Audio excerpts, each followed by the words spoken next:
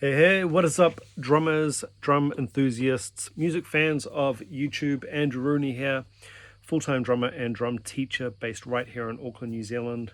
Today's sermon from the top of Mount Rooney is all about how your weaknesses or your perceived weaknesses, the things that make you weird, the things that are a little bit different, a little bit maybe not quite the norm, those are actually your strengths. Now, I'm a big fan of Arnold Schwarzenegger.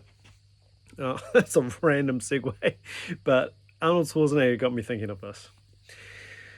So, I'm a fan of Arnie, his movies, and probably more than anything, just what he has achieved. I mean, when you think about what that guy has achieved, it is mind-blowing. To come from war-torn Austria with a thick German Austrian accent over to the States, competing in bodybuilding, which was not as accepted as it is today. It was sort of seen more as a bit of a freak show around the time. To do all that and to end up where he has as one of the biggest, if not the biggest, film stars in the world, one of the biggest of all time. I mean, he'd have to be up there with, surely, with like Tom Cruise. Would it? I don't know. Would it be Tom Cruise and Arnie as the biggest draw card for a film? And to do all that, from where he came from is astounding. And I love to draw inspiration, and I love to sort of, when I'm not doing drums, when I'm not teaching drums and playing drums, I like to check out other stuff. And, there's a couple of Arnie speeches that I keep on my phone that I actually downloaded, and I keep them as audios on my phone as MP3s. And there was one talk that he was giving, was, along the lines of one of these commencement speeches or something like that, where he's, talking and inspiring other people. And he said that, he was really not in vogue when he started his acting career. So smaller people, I guess more normal looking people, he mentioned, I think, Dustin Hoffman, Al Pacino, they were sort of the look of a leading man in the 70s, smaller gentleman, and that was the trend of the time. And then you would get, trends change. I want you to keep thinking about analogies for drums as I talk about this story. Trends change, and you'll get like a leading man, like a John Wayne type or a whoever type, but a really very large, unusually muscular, guy with a German accent. And he said this himself, so I'm not out to shame anyone. He said the name Schwarzenegger, people would mock that name. Schwarzenegger, what? Sounds like Schnitzel. You're going to have to change your name. You're going to have to change your name. You're going to have to lose weight. You're going to have to get lean. You're going to have to do this. You're going to have to lose that accent. Lose that weird German accent. He was told this. I'm not saying this. This is what he was told. It sounds weird. It sounds harsh. It sounds like you're angry. So we're going to lose all this stuff. So in effect, what he's been told is lose all of the things that are unique about you. We've got this really, I guess, unusual person, perhaps, especially circa, the early 70s. And he's been told to lose all the unique stuff, conform to this.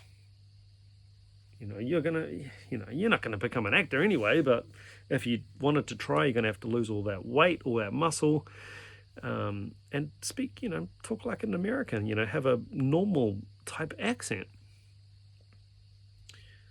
And then zip forward after winning Mr. Universe, Mr. Olympia many times, and continuing to work through on his acting and getting roles. I think Conan the Barbarian was a breakthrough role for him. And shortly after that, the Terminator. Now, the Terminator, think about the character that he played, a robot from the future who was an unstoppable killing machine. Can you think of anybody who could have played the role of the Terminator? Can you think of anyone else but Arnie? I literally cannot think of anyone. Closest I can come up with is like a Dolph Lundgren or someone else, but that's only because I'm biased to someone who's more in that world perhaps than a standard, Hollywood style actor or a Hollywood, leading man type. And James Cameron said something really interesting about Arnie. He said, if we didn't have Arnie, if Arnie didn't exist, we would have to build him.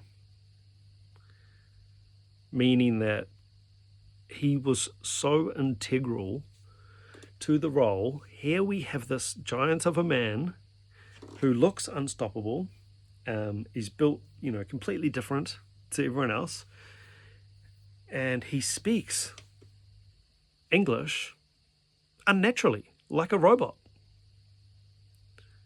And coming back to Arnie's speech, covering this, he said, isn't that interesting that all of these things that were weaknesses, the size, the accent, the way he talks, the unnatural speech patterns, isn't it interesting that now that is what we need?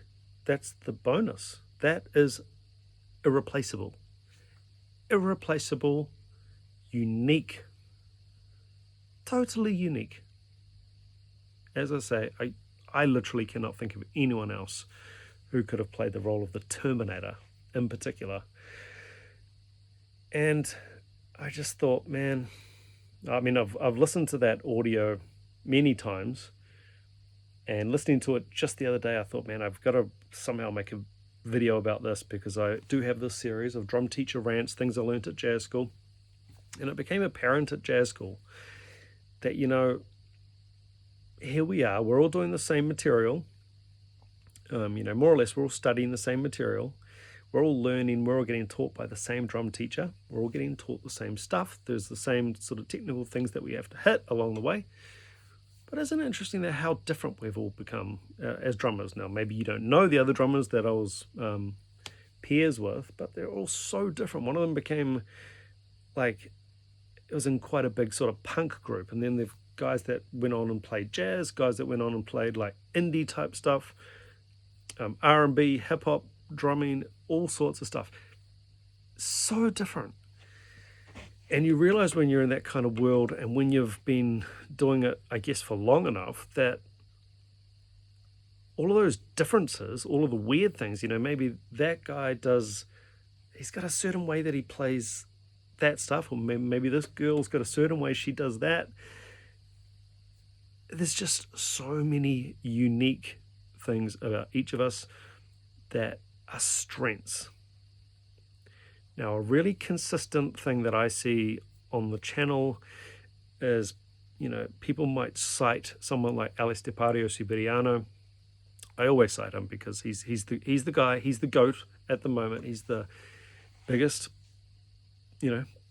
maybe the biggest drummer in the world at the moment. I'm not sure. Probably is. Or most searched, most hype about him. And you might look at him and go, man, I can never be that fast.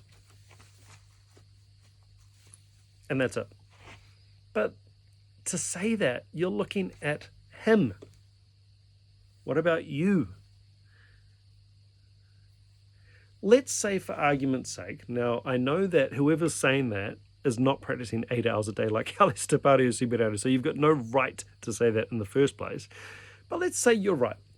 Let's say you practice damn hard for 8 hours a day and push yourself to breaking point, and you cannot play as fast as him.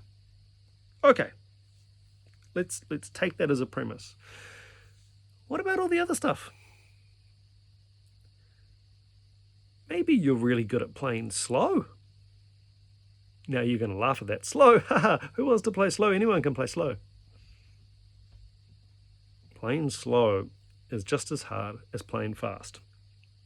And I'm dead serious on that. Any good musician, any pro will agree with that. It's just as difficult to play very slow as it is to play fast. Maybe your thing is being an incredible ballad player at slow tempos.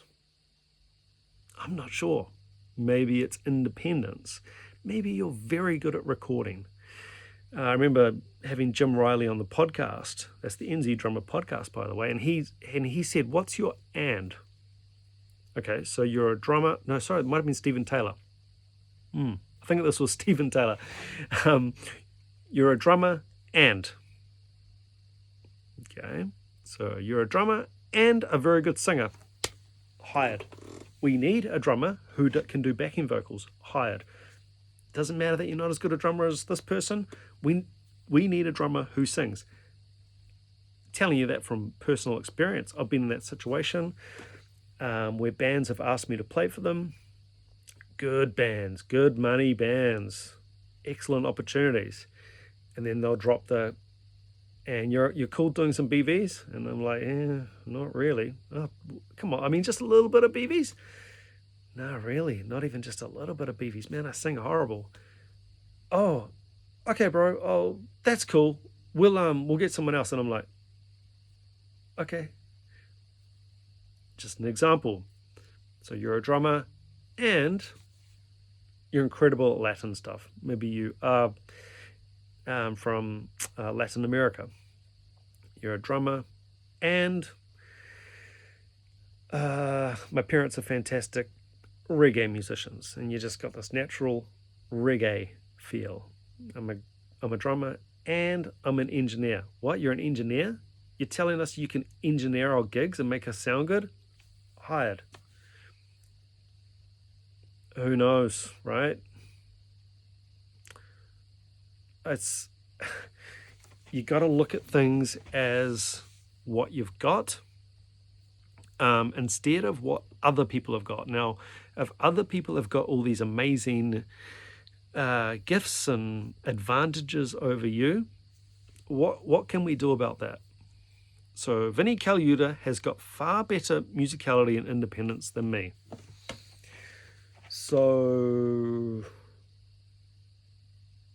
what? maybe I've got something else to offer. Maybe he's too busy. I don't know. I'm trying to think of examples for you here, but it's very easy to look at other people and see what they've got and think, oh well, woe is me. I don't have any of that, so I don't even have a chance. But you've got you. You've got your specific interests, the way you grew up, where you live in the world, where you live in your country, your contacts, the music that you listen to, the music that you like, the type of drumming that you sort of hear in your head and you want to achieve. Trust me, you are a unique individual, and you've got to take that uniqueness and those natural gifts that we've all got and make the most of them. All the best. Catch you on the next one.